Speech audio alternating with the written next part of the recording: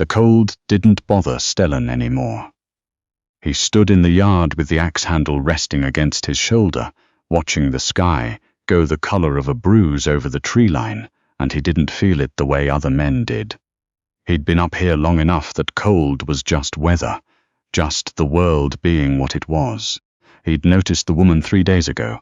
She'd come up the logging road on foot, which told him most of what he needed to know.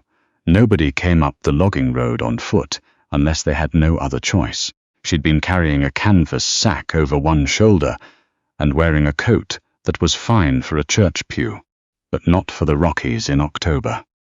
He'd watched her from the tree line the first day. The second day, she'd set up a lean-to from fallen spruce branches at the edge of his property near the creek, and she'd built a fire that would have been gone in an hour if he hadn't quietly doubled the wood pile before first light. He hadn't introduced himself.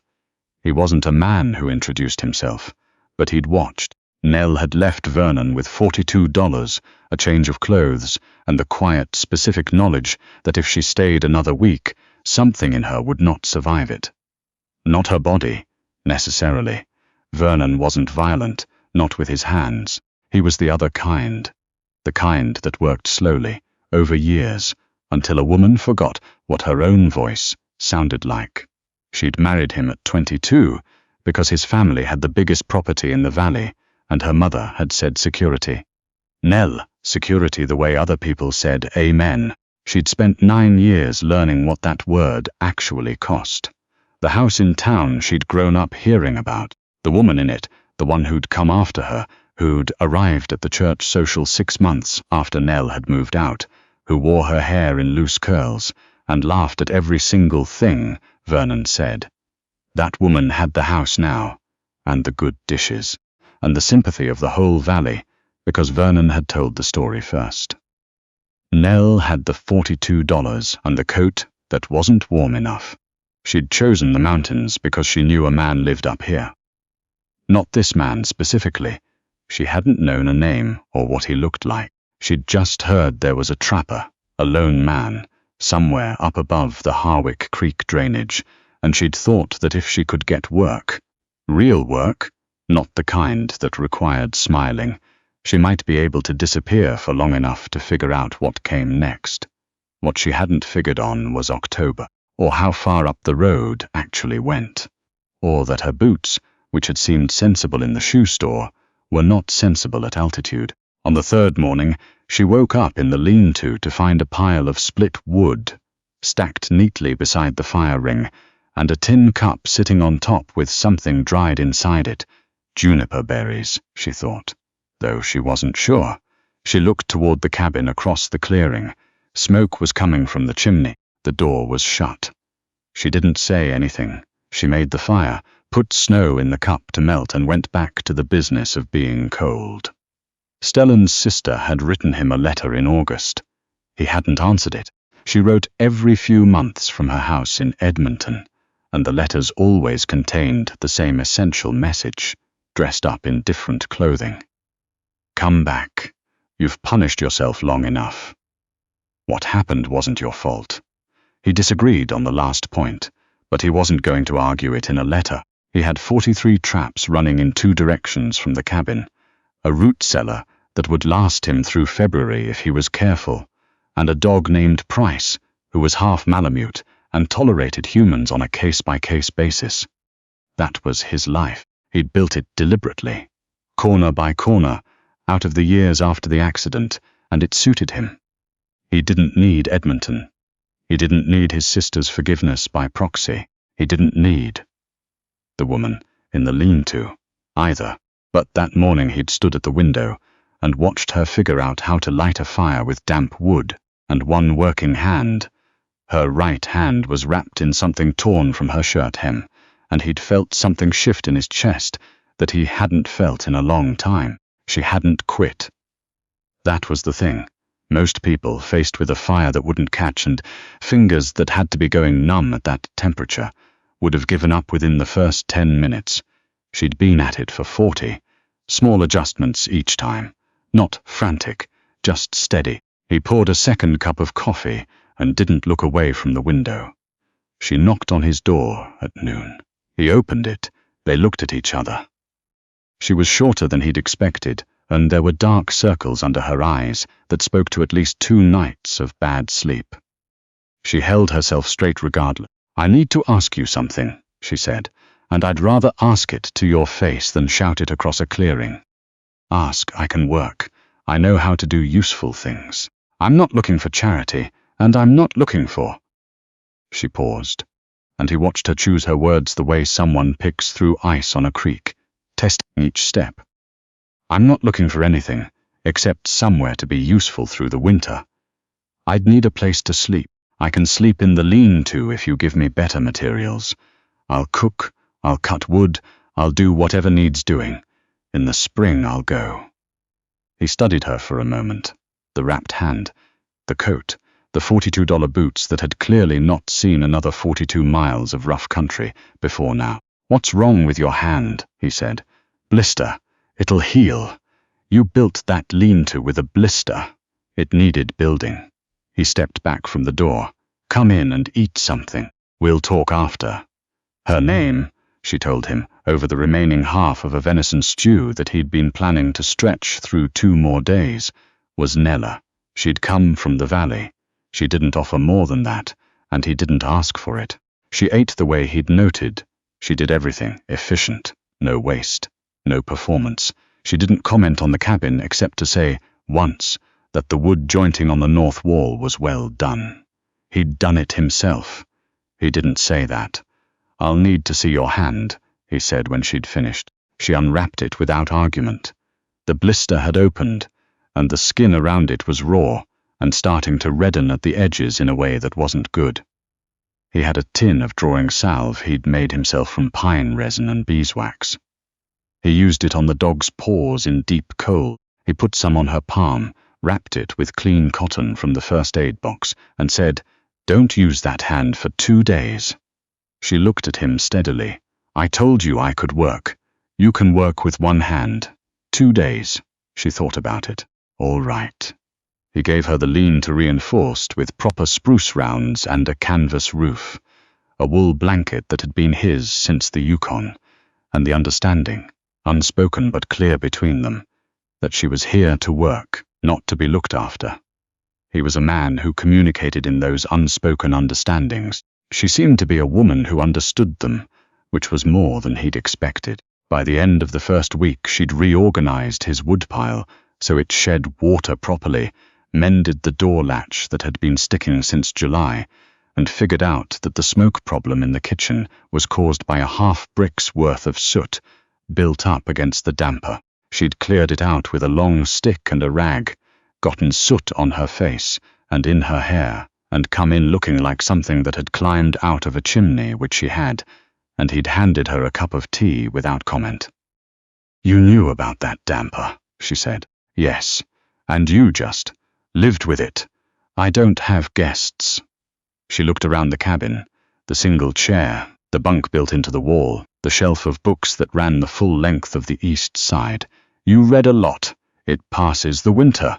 What kind of books?" He didn't answer immediately, not because he didn't know, but because he was trying to remember the last time anyone had asked him that. "History, mostly. Some natural science, bit of fiction if it doesn't irritate me." "What irritates you in fiction?" He looked at her. She was standing with the teacup in her good hand, her wrapped hand tucked against her side, and she was looking at the shelves with the same expression she'd used on the lean-to and the woodpile. Not covetous, just assessing. "Cheap resolution," he said. "When the ending comes too easy." She nodded slowly. "I know that feeling." In Vernon's town, Nelle's older sister, Coraline, had the kind of life that people pointed to as evidence that the world was fair. She was 3 years older than Nelle, with their mother's good bone structure and their father's talent for entering a room and having every head turn. She'd married a dentist. They had a house with a wraparound porch and 2 daughters who were in the choir. When Nelle's marriage had ended, Coraline had been one of the people who'd said, quietly but not quietly enough, that she wasn't entirely surprised. that Nelle had always been difficult, that she'd never quite learned how to be. Easy. That was the word Coraline had used. Easy to be around. Nelle had thought about that word for a long time on the road north. She was 31 years old, and she had never once in her life been easy to be around. She knew it. She'd known it since she was a girl who asked too many questions and fixed things without being asked, and told the truth when it would have been considerably simpler to nod along. Vernon had married her because he'd mistaken that quality for ambition, which he'd wanted in a wife. When he'd realized it was actually just an inability to pretend, he'd spent 9 years trying to sand it out of her. She was still here. The quality remained. She figured it was worth something. She just hadn't figured out yet. What? Stellan's dog, Price, warmed to her faster than Stellan did, which he noted without comment. Price was a good judge. He'd snarled at the last person who'd come up the road, a man from a surveying company in the spring, and wouldn't come out from under the porch for 3 days after. He'd accepted Nelle by the second evening, which meant she'd passed, a test she hadn't known she was taking. It was during the 3rd week, when the first real snow came, that she found the photograph. She'd been looking for a spare hinge in the storage shelf, and she'd moved a tin box, and the lid had come off. She'd put it back without looking, but she'd seen a woman's face, a younger version of the cabin, a child no more than 3 years old. She didn't ask him about it. But that night after supper, he told her anyway. Not all of it, just the shape of it. His wife Greta, 7 years ago, his son Edvard, the truck and the ice and the road south of Fort St. John. The part he couldn't say out loud he didn't say, but she understood it from the spaces between the words. He blamed himself. He'd been driving. He'd survived. I came up here the next spring, he said, built the cabin, set the traps, stayed. She held the teacup in both hands. Her blister had healed, finally, and she didn't offer him comfort, which was the right instinct. She didn't say it wasn't his fault. She didn't say anything for a long time. Finally she said, "Do you think staying here has helped?" He looked at her. It was not the question he'd expected. "I don't know," he said honestly. "It's kept me quiet enough to find out what I could live with. That's something. It's not everything." "No," she said, "it's not." The letter from Coraline came in early November, forwarded through 3 different addresses until it found her, which told her that Coraline had worked at finding her, which meant someone had wanted to be found, or someone had wanted to find her, and Nelle suspected it was neither of them, but rather their mother, who had opinions about propriety that extended to estranged daughters staying with strangers in remote cabins. The letter said, in Coraline's particular way, of saying things that sounded kind on the surface, that there was a position available at the dentist's practice, a receptionist's role, that the girls missed their aunt, that Nelle had always had a talent for making herself difficult that she might consider setting aside, now that she was of an age to know better. Nelle read it twice. Then she folded it and set it on the shelf above the wood stove, where the heat eventually curled the edges. Stellan, who had not read the letter, watched the edges curl and said nothing. That was one of the things she'd come to value about him. He understood that some silences were held for a reason, and he left them alone. The man who came in late November was named Aldrin Foss. He ran a supply depot down in the valley and had known Stellan for years. He came once a season with tobacco and spare hardware, and the kind of news from below that a person got whether they wanted it or not. He was a big, cheerful man with a grey beard, and the habit of speaking louder than necessary. And he looked at Nelle with the frank curiosity of a person who knew Stellan well enough to understand that a woman in his cabin was not a thing to be expected. He stayed for supper. Nelle made biscuits because there was flour and she needed something to do with her hands. Aldrin ate 3 of them, and then said to Stellan, but not entirely to Stellan, that he'd heard from the supply run to the valley that Nelle's situation was known about, and that there were people down there with opinions on it. Nelle kept her eyes on the stove. People always have opinions, Stellan said. Her sister particularly. Aldrin's voice was not unkind, just honest. Said something about coming to collect her in the spring if she's still here. Something about appearances. The fire popped. Price shifted on the floor. Nelle set the pan down on the iron and turned around. I'm 31 years old, she said. I have not asked to be collected since I was 8, and I was wrong about that, too. Aldrin looked at her with the expression of a man who was revising his opinion upward in real time. Fair enough, he said. Stellan was looking at her. She didn't look at him, but she was aware of it. The looking, the way you're aware of warmth from a fire even with your back turned. December came in hard. The temperature dropped to levels that made the trees snap at night like rifle shots, and the creek froze thick enough to walk on. And there were 3 days in a row when neither of them went outside except to deal with necessities. It was the kind of cold that drove everything inward, and they developed the particular rhythm of 2 people sharing a small space who have chosen not to get in each other's way. She cooked. He chopped. She patched. He hauled. They ate together every night at the single table, and by the end of the second week of December she'd read 4 of his books, and he'd asked her what she thought of each one, which led to the discovery that they disagreed completely about history and agreed completely about fiction, which was more interesting than agreeing about both. You think the garrison commander made the wrong call, she said, about the book she'd just finished. He had incomplete information and acted on what he knew. He acted on what he feared. Sometimes those are the same. She looked at him. Are they the same for you? He was quiet for longer than usual. They were, for a long time. She didn't push. She turned the page. He got up to put more wood on the fire, and on the way back, he rested his hand briefly on the back of her chair. Not her shoulder, not a performance, just a passing acknowledgement. And then he sat back down and picked up his own book. She let herself notice it. Then she let it settle. Her blister, long-healed, had calloused over. She noticed it one morning in December when she was filling the water bucket and her hands moved away. Hands move when they know what they're doing. The cold didn't slow her fingers the way it had in October. She knew where the draft came from in the eastern corner and how to angle her body against it.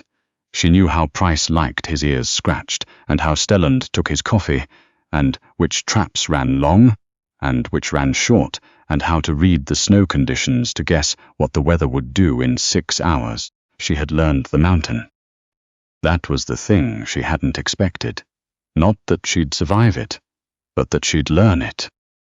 That she'd come to know it the way she'd always wanted to know a place, not as a guest, but as someone who belonged to it, and to whom it in some small way belonged. Coraline's life was in a house, with a wrap-around porch, and girls in a choir, and a husband who didn't need her to be anything difficult. It was a life that made complete sense by every measure Nelle had been raised to use. She stood at the window with the water bucket and looked at the snow on the tree line and thought, I don't want that life. I don't think I ever wanted that life. I think I just wanted to want it, because wanting it would have been simpler. Aldrin came back in the second week of January with a letter and a specific look on his face that told her the letter mattered. It was from Coraline, and it was shorter than the last one. It said that a cousin of Vernon's, a man named Pell, had business in the north and would be passing through the valley in February, and that he was a decent man with a good reputation and a comfortable house in Kamloops, and that Coraline had taken the liberty of mentioning Nelle's situation, and that if Nelle had any sense left after her months of whatever this is in the mountains, she might consider. Nelle stopped reading there. She handed the letter back to Aldrin, who held it with the air of a man who had read it already, and was not surprised. She means well, he said. No, Nelle said. She means her well. That's different. Aldrin's expression said that he thought that was probably true. He glanced toward the back of the cabin, where Stellan was lashing a new sled runner and appeared to be paying no attention. What do you want? Aldrin asked her quietly. She thought about it honestly, which was the only way she'd ever been able to think about anything. "I want to still be here in March," she said. "I want to see what this looks like when the snow starts going. I want to know what comes next without someone deciding it for me." Aldrin nodded once. He folded the letter into his coat pocket. He said nothing more about it. From the back of the cabin, the sound of lashing stopped for a moment, then resumed. She broke the ice on the creek on a Thursday morning in early February, just before dawn, when the temperature had come up enough to make it bearable, and she heard the sound before she saw what caused it. Hooves, one horse, coming down from the upper logging road. She stood up. The rider was a young man, not more than 20, with a letter folded in his coat and the look of someone who'd been riding since before first light. He pulled up at the edge of the yard and looked at her with the frank uncertainty of a person who expected to find one kind of situation and had found another. "I'm looking for a man named Stellan Vess," he said. "He's inside. I've got a letter for him." His sister sent it urgent. She went to the door. She knocked twice, which was their agreement. She never just walked in, and he never asked why. He came out, and she handed him the situation wordlessly, and she went back to the creek. She didn't hear what was said, but she heard the horse leave. She finished the ice on the creek and carried the bucket back. The door was open when she got there. He was standing at the table with the letter in his hand, not reading it, just holding it, and the look on his face was one she hadn't seen before. Not grief exactly, something adjacent to it, something older. "My sister's husband is sick," he said. "She wants me to come to Edmonton." Nelle set down the bucket. She waited. "I've not been there in 6 years," he said. He stopped. "I've not been anywhere in 6 years." She thought about saying several things. She didn't say any of them. "Go," she said. He looked at her. "Price and I can manage the traps for 2 weeks. I know the lines well enough. You taught me the eastern run last month without meaning to." She paused. "Your sister needs you there, not somewhere in your head half-present thinking you should have gone." He was quiet. "Then, you'd stay. I'd stay." He looked at the table, at the fire, at the window, not at her. She understood that he was doing the thing he always did, which was accounting for things quietly and alone, and she gave him the room to do it. "I'll be back before February's out," he said. "I know." He was gone for 11 days. They were 11 very quiet days. Price slept closer to her, which she appreciated. She ran the traps, maintained the fire, kept the cabin. She read 2 more of his books. She did not think too much about what she was doing here, because thinking too much about it had never helped her in her life, and because the doing of it felt, for the first time in years, like a thing she'd chosen cleanly without anyone else's framework overlaid on top. Coraline would have called it running away. Nelle had spent a long time believing Coraline was right. She'd spent 9 years in Vernon's house, trying to prove that she was capable of staying, of being settled, of wanting what a person was supposed to want. What she'd proven instead was that you could stay somewhere a very long time and never once be where you belonged. Here, on the 11th day, with the February light coming through the south window at a lower angle than it had in December, with Price asleep at her feet and Stellan's books in careful order on the shelf she'd reorganized by publication date because she thought he probably preferred it that way. Here she was somewhere. She'd known it since October. She was just now letting herself say it plainly.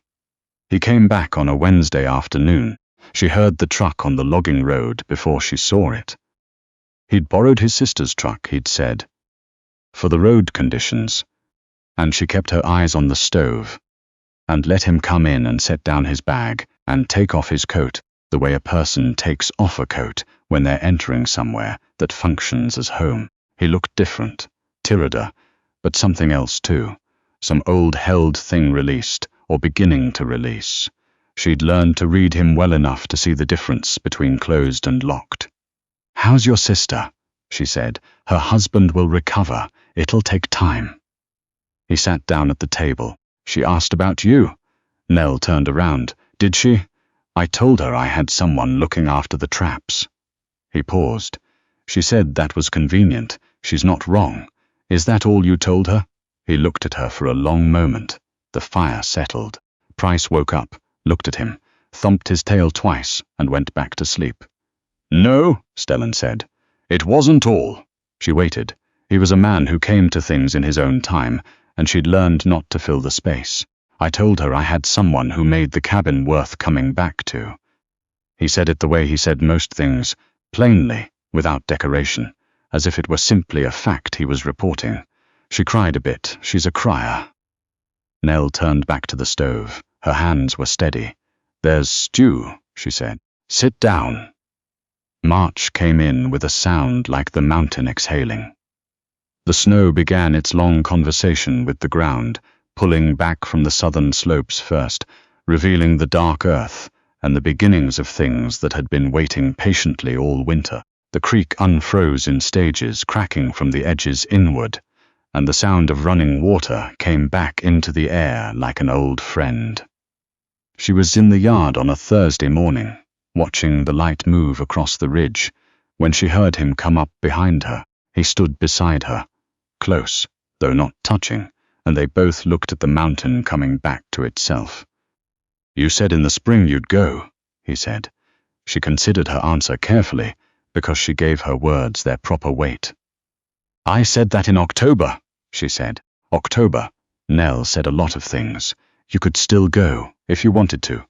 I know. The creek ran. Price nosed through the edge of the snowpack where the ground was appearing. A whiskey-jack landed on the woodpile, looked at them both, and left. I don't want to, she said. He was quiet for a moment. Then he said, All right. 2 words. That was all. She'd learned enough by now to know what they held.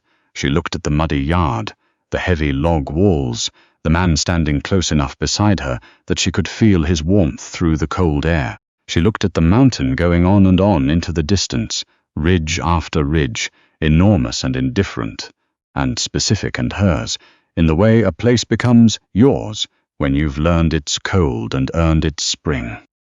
She was exactly where she belonged.